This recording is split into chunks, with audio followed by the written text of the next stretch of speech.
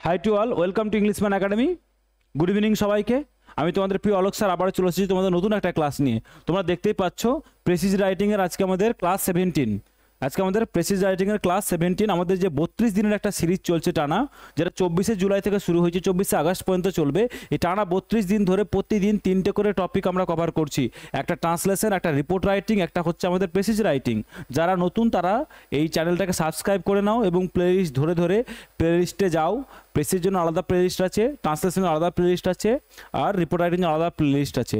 সেই প্লেলিস্টে গিয়ে তোমরা কি করো, প্রত্যেকটা ভিডিওকে প্রথম থেকে দেখো। যারা পিএসসি ক্লার্কশিপের মেন্স দেবে, মিসলিনিয়াসের মেন্স দেবে, বা ডাব্লিউবিসিএস মেন্স দেবে, বা ডাব্লিউবিপির মেন্স দেবে, তাদের যে ডেসক্রিপটিভ পোর্শনের জন্য তোমাদের যে সমস্যাটা হচ্ছে, আশা করি তোমাদের এই সমস্যাটা অনেকটাই রিমুভ হয়ে যাবে।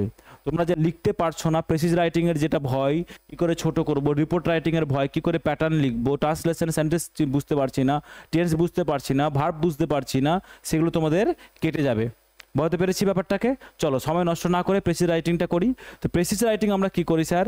প্রেসিজ রাইটিং আমরা জানি যে স্যার প্রেসিজ করতে গেলে প্রথমে গল্পটাকে বা প্যাসেজটাকে আমাদের প্রথমে কয়েকবার পড়ে নিতে হবে।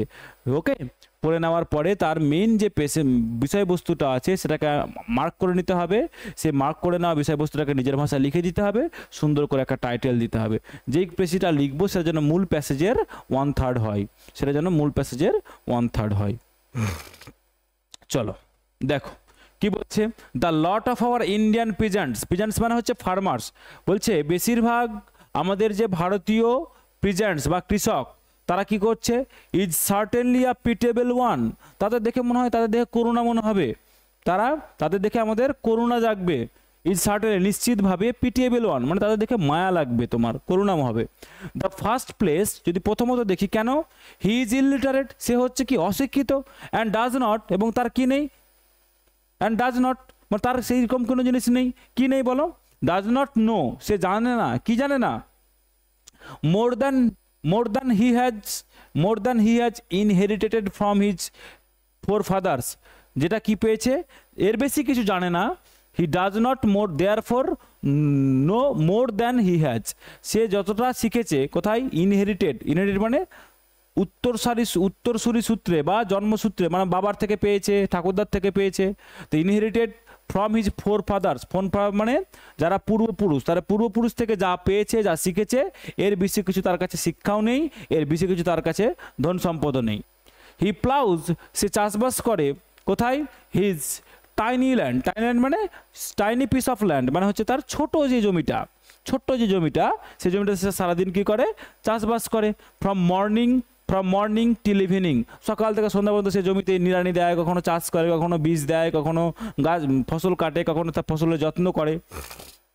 অ্যান্ড এবং if the season permit, if the season favours him মানে কি বলতে পারি স্যার? পারমিট। যদি তাকে ঋতু কি করে? পারমিট করে, তাহলে কি হবে?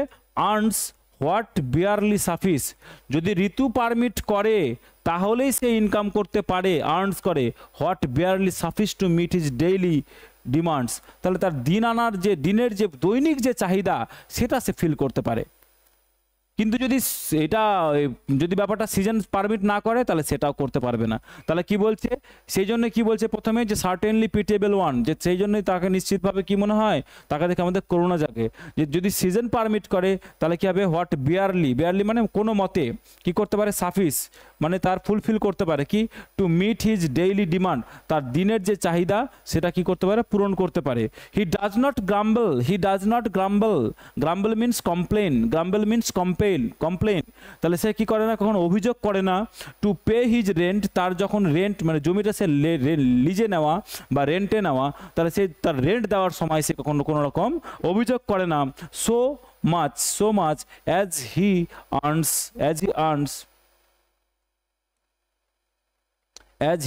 earns and yet he does not care to save anything, বুঝে? সেই জন্য সে কি করছে? so much as he earns, সে যতটা ইনকাম করে, and yet he does not care to save anything, সে কোনো কেয়ার করে না কি ব্যাপার নিয়ে? সেভ করা নিয়ে, যে সে কতটা ইনকাম করলাম আর কতটা সেভ করবো এই ব্যাপার নিয়ে সে কি করে না? বেশি ভাবে না। For the morrow, for the morrow মানে যে আগামীকাল কি করব, আগামীকাল খেতে পাবো কি না তার জন্য চিন্তা করে না, তার জন্য সেভিংস করার অপশন তার কাছে থাকেই না, কারণ সে ইনকামই করে ততটুকু যতটুকু সে তার দৈনিক চাহিদাটা মেটে, তাহলে সেভ করবে কোথা থেকে? মরো বলতে এখানে tomorrow. To improve his condition, যদি তার অবস্থাটা যদি উন্নতি করতে হয়, the supply of good plough, তাহলে আমাদের কি করতে হবে? তাহলে আমাদেরকে supply of good plough cattle, তাহলে আমাদের ভালো মানের গবাদি পশু তাদের প্রোভাইড করতে হবে, যারা চাষবাস করতে পারে এরকম কোনো পশু তাদের কি করতে হবে? প্রোভাইড করতে হবে। The adoption of preventive measures, তাহলে আমাদেরকে সেই সব জিনিসকে গ্রহণ করতে হয়। প্রিভেন্টিভ মেজার্স মানে যেগুলো তাদেরকে রক্ষা করবে, হ্যাঁ, কাদেরকে? টু সেভ দ্য অ্যানিমালস, যে প্রাণীদেরকে রক্ষা করবে, তাদের বিভিন্ন ডিজিজে তারা যে মারা যায়, সেই মারা যাতে না যায় তার জন্য প্রিভেন্টিভ মেজার্স মানে প্রতিরক্ষামূলক ব্যবস্থা আমাদেরকে নিতে হবে। কিসের এগেনস্টে? From disease. এই যে শুধু ভালো কোয়ালিটির প্লাউ ক্যাটেল দিলেই হবে না, গবাদি পশু তাদের দিলেই হবে না, তারা যাতে বিভিন্ন ডিজিজে মারা না যায় তার জন্য কিছু প্রিভেন্টিভ মেজার্স আমাদেরকে মেনটেন করতে হবে। কে দেবে? অ্যান্ড প্রাইমারি এডুকেশন, এবং তাদেরকে প্রাইমারি এডুকেশন প্রাথমিক শিক্ষাটুকু দিতে হবে, যাতে তারা সেই নলেজটাকে কাজে লাগিয়ে যাতে বেসিক চাষাবাদের জন্য একটু নিজেকে এক্সপ্যান্ড করতে পারে। Should engage the serious attention, বলছে এটা কার অ্যাটেনশন দেওয়া দরকার? এনগেজমেন্ট কার দরকার? সিরিয়াস অ্যাটেনশন কার দরকার? Of the Indian government, Bharat সরকারের এই ব্যাপারে খুব একটা কি সিরিয়াস অ্যাটেনশনের দরকার। বুঝতে পারলাম? তাহলে চাষিদের দুর্দশা নিয়ে একটা প্যাসেজ, খুব সুন্দর একটা প্যাসেজ। চলো আমরা বুঝে নিয়েছি ইনহেরিটেড মানে কি, গ্রাম্বেল মানে কি, বেয়ারলি মানে কি, সাফিস মানে কি, মোরো কথার অর্থ কি, হ্যাঁ আমরা সবগুলো কি, টাইনি কথার অর্থ কি, ফোরফাদার্স কথার অর্থ কি, আমরা সবগুলো শুনেছি। পিটিএবল কথার অর্থ কি, এগুলো আমরা শব্দ আমরা শিখছি, ওয়ার্ড ব্যাংক শিখছি। বুঝতে পারলাম? চলো এবার আমরা কি করবো স্যার? আমরা দেখবো যে কোনগুলো আমাদের important. The lot of Indian পিজেন্টসকে নিয়ে বলছে, তাহলে কি হবে? সার্টেনলি পিটিএবল, তাদের অবস্থা কি স্যার? নিশ্চিতভাবে করুন, তাই না? বুঝছি কেন করুন? They are literate, he is literate and does not, এবং কি হয়েছে? সে লিটারেট তো বটেই, এবং কি নেই তাদের? কি নেই? Does not inherited from this forefathers, বলছে does not know more than, সে বেশি জানে না, যে তার পূর্বপুরুষ থেকে পেয়েছে তার বেশি সে কিছু জানে না, তাই তো? আচ্ছা, তারপরে কি বলছে? বলছে সে তার ছোট জমিটা কি করছে? চাষ করে, land from till morning to evening, morning থেকে সন্ধ্যা পর্যন্ত সে কি করে? সকাল থেকে সন্ধ্যা পর্যন্ত সে তার জমিতে, ছোট জমিতে কাজ করে। তারপরে কি বলছে? সে কখনো অভিযোগ করে না। কোথায় গেল অভিযোগ? তাহলে grumble to pay his rent, সে হি ডাজ নট গ্রাম্বল, সে কখনো কি করে না? অভিযোগ করে না, কমপ্লেন করে না তার রেন্ট পে করার জন্য, ওকে। আচ্ছা, এবার কি করতে হবে? আর কি করে না? আচ্ছা, সে does not save anything for morrow, সে কি করে না? কোনো জিনিস সেভ করে না কালকের জন্য, তাই না? তাহলে আমাদেরকে কি নিতে হবে? প্রিভেন্টিভ মেজার কি নিতে হবে? আমাদেরকে প্রাইমারি এডুকেশন প্রোভাইড করতে হবে ইন্ডিয়ান গভর্নমেন্টকে। আর কি পড়তে হবে বলো? আচ্ছা বলো।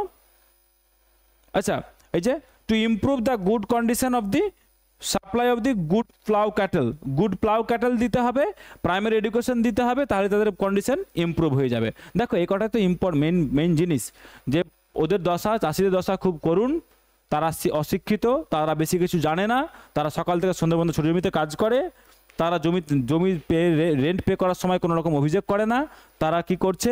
তারা আগামীকালের জন্য কোনো জিনিস সেভ করে রাখে না।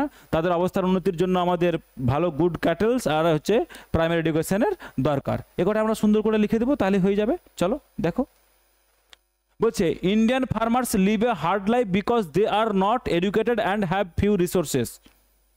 দেখো বলছে ভারতীয় ফার্মার্স যারা, তারা কি করছে? বাস করে, এটা V1, এটা সাবজেক্ট, তাহলে বাস করে। আর হার্ড লাইফ, তারা পালন করে কি লাইফ? একটা হার্ড লাইফ, এটা স্যার অবজেক্ট। কারণ দেটা সাবজেক্ট, আর দে আর নট এডুকেটেড, এটা কি স্যার? ভার্ব। তারা কি নয়? তারা স্যার শিক্ষিত নয়। তারা কি নয়? শিক্ষিত নয়, ওকে। অ্যান্ড হ্যাভ ফিউ রিসোর্সেস, এটা কি স্যার? এই যে হ্যাভ স্যার কি ভার্ব, এখানে মেন ভার্বে কাজ করছে। অ্যান্ড হ্যাভ ফিউ রিসোর্সেস, তাদের কি রয়েছে? খুব কম রিসোর্স রয়েছে, মানে সাধন কম রয়েছে। কি রয়েছে স্যার? সাধন কম রয়েছে। দেখো এটাকে কোনটাকে করলাম? এই যে যে ইন্ডিয়ান ফার্মার্সগুলো তারা খুব গরিব, তাদের অশিক্ষিত, তাদের কিছু নেই রিসোর্সে, যে inherited therefore no more than he has inherited from his forefathers, মানে তাদের কাছে বেশি কিছু নেই যেটা তার পূর্বপুরুষ থেকে তারা পেয়েছে। ওকে, তারপরে দেখো he plows tiny piece of land from morning till evening, সে সকাল থেকে সন্ধ্যা পর্যন্ত তার ছোট জমিটা চাষ করে। তাহলে কি বললাম, they work all the day, they work, এই যে ওয়ার্কটা স্যার ভার্ব, ডেটা কি sir subject, they work all the day on small lands, তার ছোট জমিতে কাজ করে। বাট আর্নটা কি স্যার, আর্নটা হচ্ছে স্যার ভার্ব, বাটটা কি স্যার কনজাংশন। তাহলে কি হচ্ছে, কিন্তু কি করে, earn just enough to live, just enough to live, অতটুকুই করে যে তার বাঁচার জন্য যথেষ্ট, মানে আর বেশি কিছু, মরবে না তো কোনো রকমে বেঁচে থাকবে। তাহলে কি হচ্ছে দেখো, এই যে what he barely suffices to meet his daily demands, এই যে সকাল থেকে সন্ধ্যা কাজ করে কিন্তু তার কি করে, বেয়ারলি মিট ডেইলি ডিমান্ড, তার দৈনিক চাহিদাটাকে কোনো মতে সে কি করে, সে দৈনিক চাহিদাটাকে কোনো মতে মিট করে। ওকে, চলো নেক্সট দেখো, বলছে they pay rent without complaint but don't save, যে তারা কি করে, পে করে। এই যে পেটা কি স্যার, ডেটা সাবজেক্ট, পেটা স্যার কি আমাদের বলো, পেটা ভার্ব। তাহলে দে পে রেন্ট, তারা ভাড়া দেয়, অবজেক্ট, উইদাউট কমপ্লেন্ট, কোনো অভিযোগ না করে, উইদাউট কমপ্লেন্ট কোনো অভিযোগ না করে, বাট কিন্তু কনজাংশন কি করে, ডোন্ট সেভ, তারা কি করে না, সেভ করে না। সেভটা স্যার প্রেজেন্ট টেন্স, কিন্তু স্যার নেগেটিভ করার জন্য কি করলো, ডু ভার্ব নিয়ে আসলো। তাহলে ডু নট, তাহলে ডু নট সেভ, এটা কি স্যার ভার্ব। তাহলে they pay, do not save, দুটো কি স্যার ভার্ব। তাহলে তারা কি করে, তাদের রেন্ট পে করার সময় কি করে না, তারা কোনো রকম অভিযোগ করে না, কিন্তু তারা কি করে, কোনো পয়সা সেভও করে না। তাহলে এটাকে দেখো আমরা কি করলাম, ওই যে দেখো he does not grumble to pay his rent, সে তার ভাড়া দেওয়ার সময় কি করে না, অভিযোগ করে না। And does not save anything for morrow, মানে আগামীকালের জন্য সে কি করে না, সেভও করে না। দেখো ক্লিয়ার হয়ে গেছে আশা করি। বলছে education and healthy animals can help them, বলছে কি করতে পারে, এই যে ক্যান হেল্প, হ্যাঁ can help sir verb, education and শিক্ষা এবং হেলদি অ্যানিম্যাল এবং সুস্থ পশুই, এটা কি স্যার সাবজেক্ট পোর্শন, আমাদের কি করতে পারে, হেল্প করতে পারে তাদেরকে এই ব্যাপারে, বলতে পেরেছি। তাহলে কি করছে দেখো, এটা কি বললাম, এই যে দেখো to improve his condition supply of good plough cattle মানে হেলদি ক্যাটেল, আর হচ্ছে কি প্রাইমারি এডুকেশন। তাহলে এটাকে আমরা কি করলাম স্যার, এই যে education and healthy animals can help them, তাদের হেল্প করতে পারে। খুব সুন্দর করে বলে দিয়েছি, তোমাদের এই পেশিটা লিখতে আশা করি অসুবিধা হওয়ার কথা নয়। প্যাটার্নটা তোমরা ধরতে পেরেছো, তারপরেও যদি কোনো মানে বুঝতে বা প্যাটার্ন ধরতে অসুবিধা হয় সেগুলো একটু লেখো, পরের ক্লাসগুলোতে তোমাদের সেই জায়গাগুলো সলভ করে দেওয়ার চেষ্টা করবো আমি, কেমন। চলো এবার সুন্দর করে টাইটেল দিতে হবে, টাইটেল কি বলছে, the hard life of Indian farmers, কঠিন জীবন ভারতীয় চাষিদের, বা দিতে পারি চ্যালেঞ্জেস ফেসড, মুখোমুখি হয়েছে কোথায়, ইন্ডিয়ান পেজান্টস, ভারতীয় চাষিরা কিসের, কোন চ্যালেঞ্জের, কোন সমস্যার তারা মুখোমুখি হয়। তারপর হচ্ছে আ glimpse into rural India's struggle, গ্রাম্য জীবনের, রুরাল ইন্ডিয়া গ্রাম্য ভারতের কি যে স্ট্রাগল, মানে peasants are the representatives of the rural India, তাই না। তাই এখানে কি হচ্ছে, the glimpse into the rural India's struggles, তাহলে গ্রাম্য ভারতের স্ট্রাগলের এক ঝলক। বলছে the need for reform in the Indian agriculture, ভারতীয় কৃষি ব্যবস্থায় কি দরকার রয়েছে, একটা রিফর্মের দরকার রয়েছে। Proper education and healthy provide supply of healthy animals, তাহলে এটা কি স্যার, এটা একটা রিফর্ম। তাহলে কি বলছি, the need for the reform in the Indian agriculture, তাহলে এটা স্যার আমাদের টাইটেল দিতে পারি। এগুলো ছাড়াও যদি অন্য কোনো টাইটেল তোমার মাথায় আসে কমেন্ট বক্সে কমেন্ট করে জানাও, আমি রিপ্লাই করে দেবো সেটা হবে কিনা। ওকে, এতদূর পর্যন্ত ভিডিওটা দেখেছো মানে ভিডিওটাকে ভালো লেগেছে না খারাপ লেগেছে তুমি নিজে বুঝতে পেরেছো। যদি ভালো লাগে অবশ্যই লাইক করবে, একটা ভ্যালুয়েবল কমেন্ট ছেড়ে যাবে। যদি ভালো না লাগে, কেন ভালো লাগলো না সেটাও করে যাও, কমেন্ট জানাও, আর ডিসলাইক করে দাও, কেন খারাপ লাগলে খারাপ রিয়াকশনটা দাও, কিন্তু একটা রিয়াকশন দাও, উইদাউট এনি রিয়াকশন তুমি বেরিয়ে যেও না। বলতে পারলাম তোমার রিয়াকশনটা আমার কাছে আমাকে মোটিভেট করবে নেক্সট কোনো ভিডিও আনতে, নেক্সট জায়গাতে আমি নিজেকে ইমপ্রুভ করতে, নিজে মোটিভেট পাবো। তোমাদের কমেন্টগুলো পড়ে আমারও ভালো লাগে, বলতে পারলাম।